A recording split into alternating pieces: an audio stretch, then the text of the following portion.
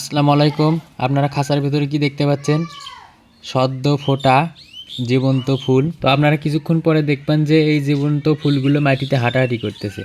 তো এই দৃশ্যটা দেখার জন্য আমি অনেক আগ্রহ করে বসে আছি বা অনেক আগ্রহ আমার মনের ভেতরে দেখার জন্য। চলেন আপনারাও দেখবেন আমার সাথে। তো আজকের ভিডিও আমার ভালোবাসার মানুষদের জন্য, যারা আমাকে ভালোবাসেন, আমার ভিডিওগুলো দেখেন তাদের জন্য।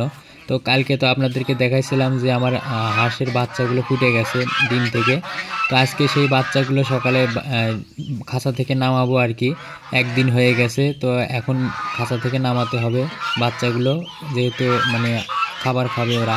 তো আলহামদুলিল্লাহ, মাশাল্লাহ, দেখেন কত সুন্দর সুন্দর বাচ্চাগুলো হয়েছে, কত কিউট কিউট বাচ্চাগুলো হয়েছে। তো আমি তো এই বাচ্চাগুলো দেখে মানে পেয়ে অনেক খুশি, অনেক খুশি, যেটা আপনাদেরকে হয়তো বা বলে বোঝাতে পারবো না।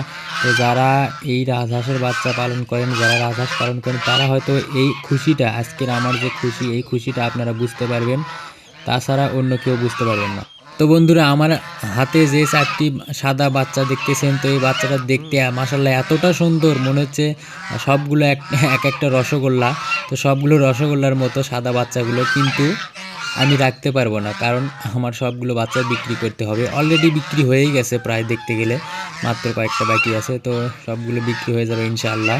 তো আমি গুনে গুনে দেখতেছিলাম, কালকে আমি গুনিনি কতটা, তো একটা একটা করে গুনে গুনে দেখলাম মোট 12টা বাচ্চা আমি আলহামদুলিল্লাহ পেয়েছি।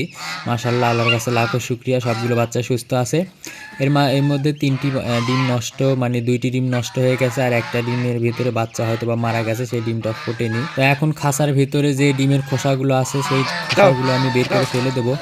তো সেই খোসাগুলো এখন খাঁচার ভিতর থেকে বের করতেছি, আর খাঁচাটাও পরিষ্কার করে দিতে হবে, যেহেতু 1 মাস ধরে, দীর্ঘ 1 মাস ধরে খাঁচার ভিতর হাঁসটা ছিল। এখানে অনেক জীবাণু, রোগ জীবাণু জন্ম নিয়েছে, মলমূত্র ত্যাগ করছে, সেহেতু খাঁচাটা সুন্দর করে পরিষ্কার করে দিতে হবে। তো আমার ভালোবাসার মানুষদেরকে অসংখ্য অসংখ্য ধন্যবাদ। আমার ভালোবাসার মানুষরা আমাকে যে পরিমাণ ভালোবাসে, সেটা আমি কখনো কল্পনা করতে পারিনি। মানে অনেকে আমার কাছে মেসেজ দেয়, ফোন দেয় বাচ্চা নেওয়ার জন্য দূরে দূরে থেকে, কিন্তু আমার হাঁসই মাত্র 2টা, যার কারণে আমি দূরে কোথাও বাচ্চা পাঠাতে পারি না। আমার বাড়িতেই আশেপাশে বাচ্চাগুলো বিক্রি হয়ে যায়, যার কারণে আমি দূরে কোথাও কোথাও পাঠাতে পারি না। তবে ইনশাল্লাহ আগামী বছর আমি চেষ্টা করব আমার ভালোবাসার মানুষদের কাছে বাচ্চা পৌঁছে দেওয়ার জন্য।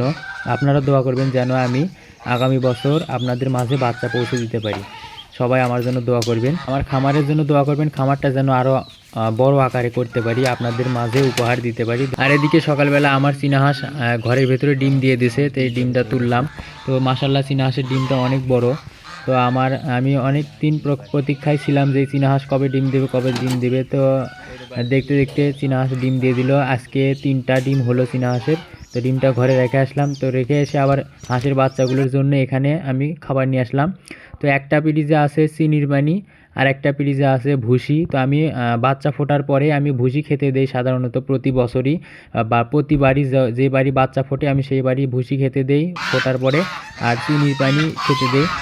আর চিনির পানির ভিতরে লেবু দেই, লেবুর কয়েক ফোঁটা রস দেই, কিন্তু বর্তমানে লেবুর যে দাম, আর আমার বাড়িতেও লেবু নাই, যার কারণে আমি লেবু দিতে পারলাম না, শুধু চিনির পানি দিয়েই বাচ্চাগুলোকে খেতে দিলাম।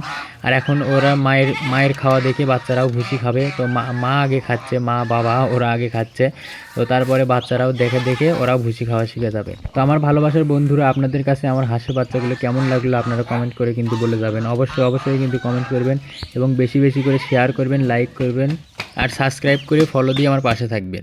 আর এদিকে আমার ছাগলগুলোর জন্য খাবার রেডি করে নিয়ে আসলাম, ছাগলগুলোও চিল্লাচিল্লি করতেছে খাওয়ার জন্য। আর এখানে আমি ছাগলগুলোর জন্য খুদ সিদ্ধ, আলু সিদ্ধ, তারপরে ভুসি, এগুলো মিক্সড করে কিছু জিঙ্ক সিরাপ, এগুলো মিক্সড করে ছাগলগুলোকে খেতে দিলাম। আমার 4টা ছাগল, তো 4টা ছাগলই এখানে সুন্দরভাবে একসাথে খাবে।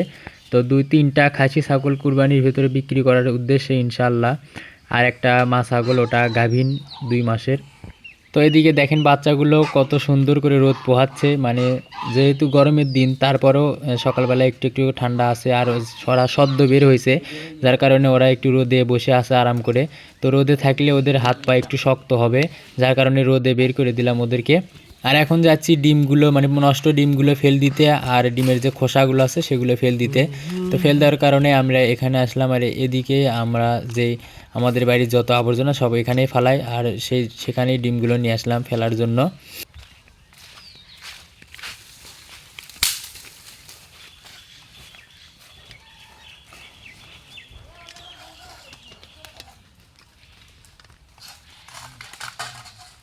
এদিকে আমার আব্বা বলতেছে যে ডিমের খোসাগুলো মরিচের গাছে দেওয়ার জন্য গুঁড়ো করে, কিন্তু আমি ডিমের খোসাগুলো ফেলে দিলাম। তো ডিমের খোসাগুলো কিন্তু খুব উপকারী ক্যালসিয়াম ও গাছের জন্য। 2টা ডিমের ভিতরে নড়তেছে, মানে ডিমের ভিতরে জমেনি বাচ্চা।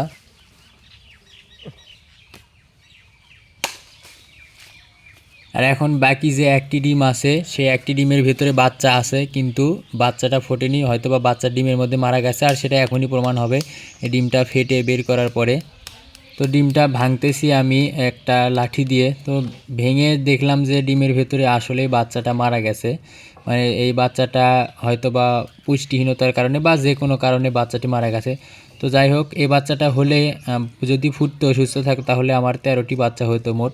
যাই হোক, যে ওর হয়তো দুনিয়া দেখার রিজিক নাই বা ভাগ্য নাই। আল্লাহ আমাকে যে কয়েকটা দিয়েছে ওই কয়েকটাতেই শুকুর আলহামদুলিল্লাহ। তো আমার ভালোবাসার মানুষদের কাছে আমি ক্ষমা চেয়ে নিচ্ছি, কারণ যারা আমাকে ভালোবাসেন দূর দূরান্ত থেকে আমাকে মেসেজ দেন বাচ্চা নেওয়ার জন্য।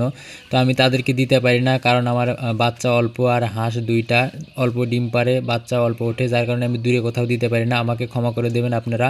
আপনাদের জন্য ইনশাল্লাহ আমি আগামী বছর থেকে চেষ্টা করব আপনাদের কাছে পৌঁছে দিতে বাচ্চা। দোয়া করবেন যেন আমি আপনাদের কাছে পৌঁছে দিতে পারি।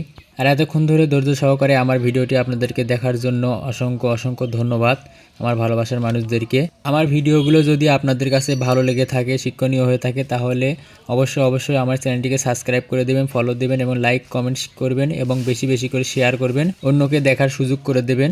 ধন্যবাদ সবাইকে। আসসালামু আলাইকুম রহমতুল্লাহ বারাকাতুহু।